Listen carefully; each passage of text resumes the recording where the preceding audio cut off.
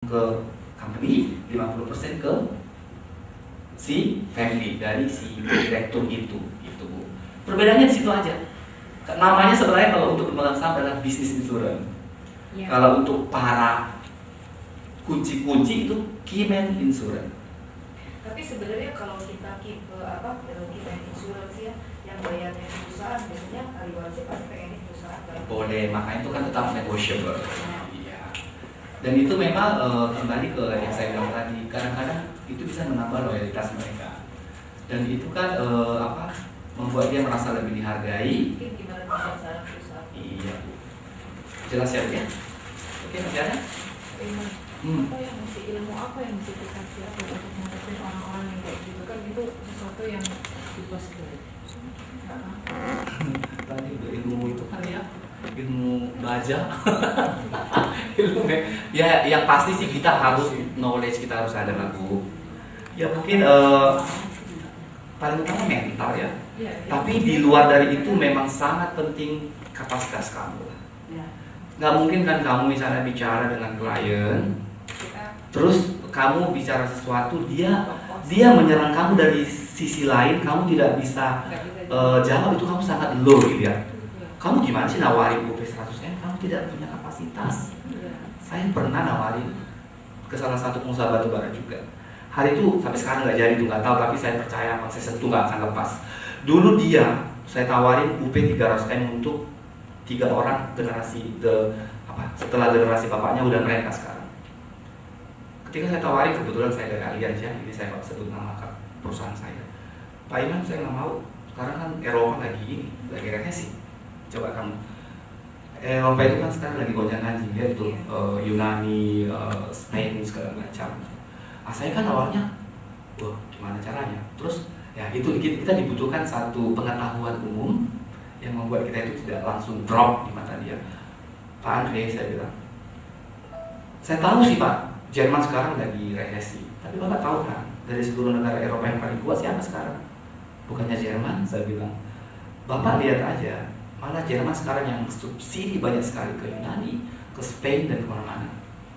Jadi kalau Bapak melihat dari sisi itu sih, ya mungkin itu kalau secara global krisis mungkin Bapak bisa memandang dari segi itu, saya pikir itu nggak terlalu pengaruh kok Pak, saya bilang.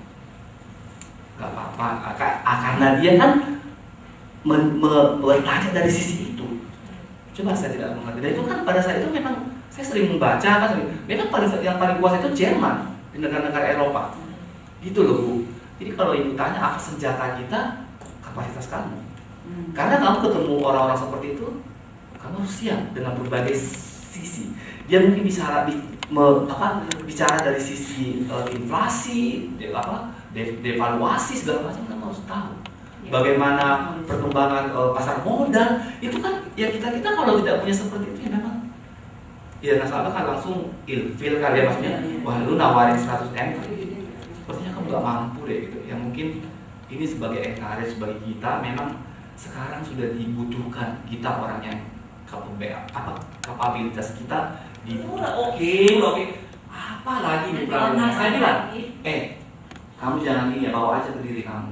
Kalau kamu langsung disuruh bayar gede, kamu masih mikirnya ribuan kali. Jadi saya selalu ya memancing dari bulanan. Ingat, bulan itu kan mereka kayaknya nggak mikir gitu. Misalnya 4 miliar yang tahun lalu, sebulan kan cuma 335 juta. Jadi cuman kan, tapi setelah info saya bilang, Pak, ini kayaknya sudah 6 bulan dulu saya DOT. Gitu. Jadi buat dia dulu merasa nyaman dan bagi dia nggak terlalu berat. Itu. Dia pengalaman bagaimana pada saat buat itu mereka berapa kali tuh meeting-nya, keputusannya segala macam biasanya gimana? Itu ya tergantung bagaimana kamu juga follow-nya. Ada yang 4 kali pertemuan. Lebih dari 4 kali pastilah, nggak bisa 10 kali juga ada kali. Karena nanti ada aja yang dirubah, ada yang ini, tiba-tiba dia udah lupa, kamu harus terangkan lagi. Jadi nasabah gede jangan kamu anggap orang yang nggak ada kerjaan. Jadi dia Waduh, kalau kamu memang nggak punya kapasitas untuk bisa bertemu dengan dia, nggak bakal. Itu sibuknya kan minta ampun mereka. Pertanyaannya pasti udah rata-rata udah kesana itu juga yang dipertanyakan. Ada klien memang yang diingat, ada yang Tergantung mungkin bagaimana dia menyukai kamu kali ya. Kalau dia suka sama kamu, diingat kali apa yang kamu katakan. Tapi kalau nggak suka, belum begitu suka, kamu katakan pada saat datang lagi, apa ya yang lalu ya? Gitu kali ya. Jadi masalah meeting itu memang rata-rata mungkin 5 sampai 5 kali. itulah, nggak ada yang bisa bilang ya 2 kali langsung. Yang ini juga ya kemarin udah berapa kali sampai saya nemani ke Makassar, sampai nemani kemana, ya namanya kita ya memang ya apapun bisnis diawali dari relationship lah. Kalau nggak ada relationship yang kuat nggak bakal ada bisnis. Itu kok ya. Udah lapar ya? Ya. Kan nggak pada puasa mungkin makan dulu. Puasa kembali puasa. Oke, nanti tadi saya pikir abis itu kita akan lanjutkan ke branding, tapi karena saya lihat kalian udah mulai June, saya langsung masuk ke sales lagi aja. Jadi nanti saya akan lebih detail dari apa yang Pak Ivan, Pak Iman, itu kan masih ada slot-slot yang belum kebahas. Saya akan membahas lebih detail. Jadi proses pertama apa, proses kedua apa, proses ketiga apa. Jadi yang penting kamu udah lihat gambarannya dulu, karena sebenarnya kan saya yang akan menerangkan. Saya butuh bantuan ahli-ahli ini aja untuk ini loh, gedenya tuh begini. Nah nanti di session ini saya sangat mengharapkan Anda bertanya. Ya, jadi saya akan break 15 menit, saya break, Anda nanya. 15 menit saya break, Anda nanya.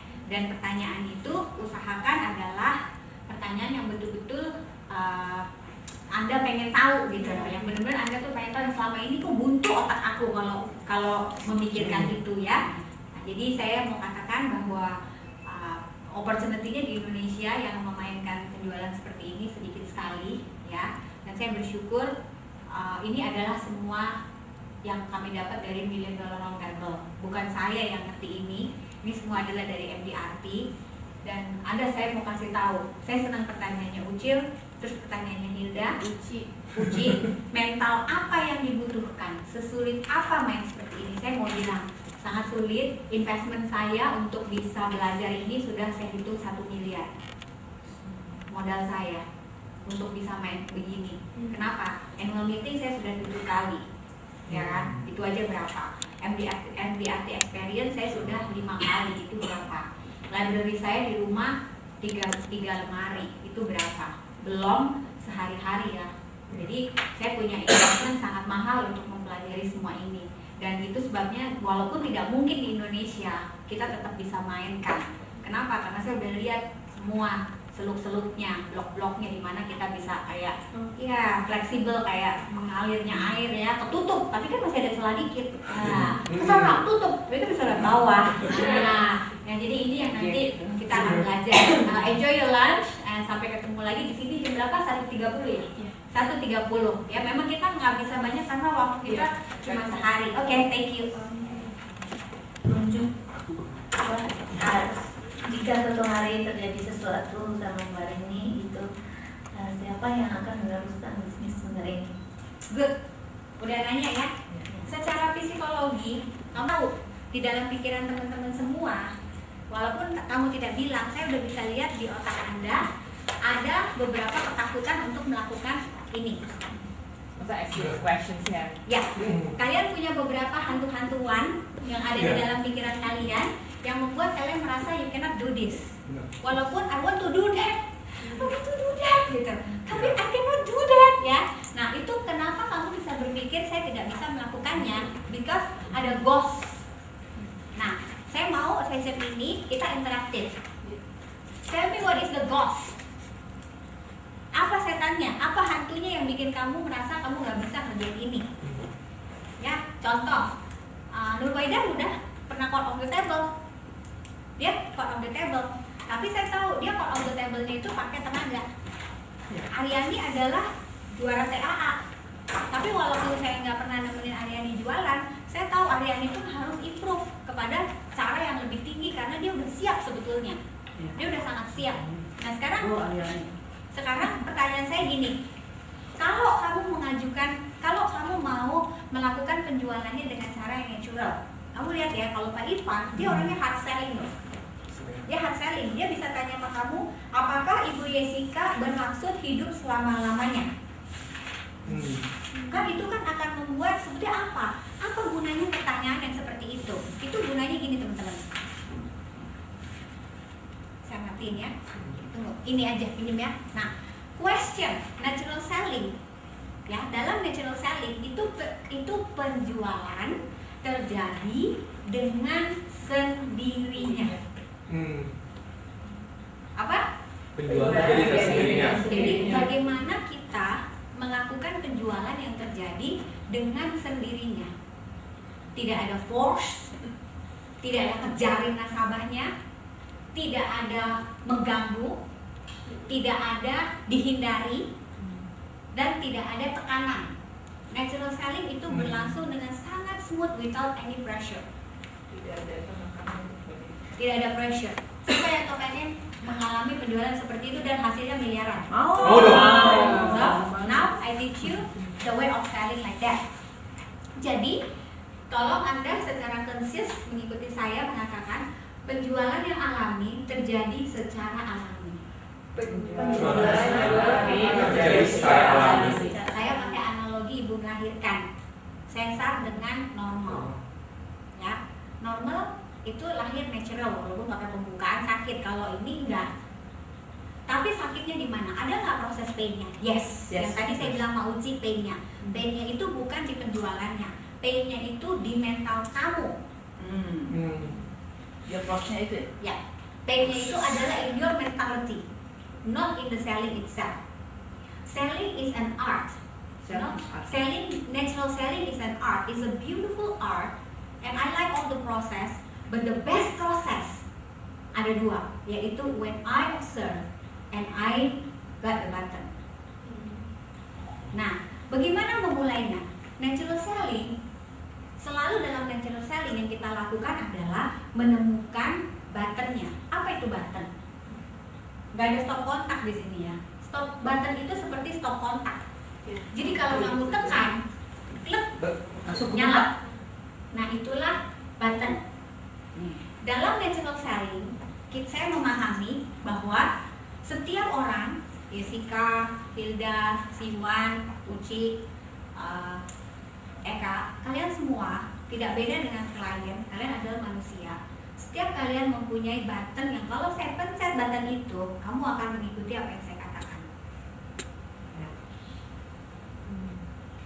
Ulangi dong yang button. Button itu adalah seperti stop kontak. Kalau Anda bisa menemukan button itu, maka klien Anda akan mengikuti apa yang Anda katakan. Nah, ini sering diartikan oleh orang-orang aliran NLP dan yang lain itu sebagai apa itu yang namanya visio apa? Hipnoterapi. Itu mereka menamakannya hipnoterapi, ya. Tapi saya orang sales. Saya bukan aliran-aliran seperti itu ya. Saya adalah orang sales, and I know it's not about that, but it's about how you find the button in each client that you face. Bagaimana kamu menemukan buttonnya klien itu? Nah, sekarang pertanyaannya, mau nggak kamu kalau ketemu pebisnis, ketemu shareholder, ya, dan kamu bisa temuin dia punya button, kamu tekan, itu pasti closing.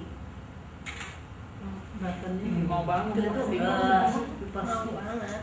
Jadi maksudnya tuh yang itu yang natural selling approaching sama debat itu bagian dari natural selling. Ya, jadi gini, tadi kan konsepnya, kamu sekarang mau menghadapi orang-orang hebat, kamu akan menghadapi business insurance, key person insurance, shareholder insurance, which is kalau dengerin semua itu, duh kayaknya kok sekolahan amat gitu ya, kok sekolahan amat, gimana cara memulainya? Nah, sekarang saya akan mengajarkan bagaimana cara melakukannya dengan aliran natural selling, sehingga you don't need neraca, you don't need fact sheet, ya, you don't need